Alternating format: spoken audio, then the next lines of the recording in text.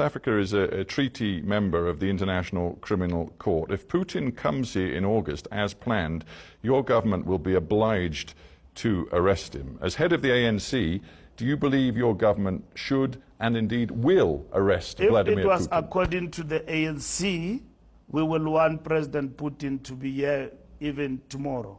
You would? To come to our country. But you would welcome Vladimir Putin here right now? Of course we will welcome. A man who is being investigated for war crimes by the International Criminal Court. We will welcome him to come here as part and parcel of BRICS, but we know that we are constrained by the ICC in terms of doing that. Putin is a head of state. Do you think that a head of state can just be arrested anywhere? How many crimes have your country committed in Iraq? How many crimes have everyone else who's so vocal today committed in Iraq and Afghanistan? Have you arrested them? You know the impact that this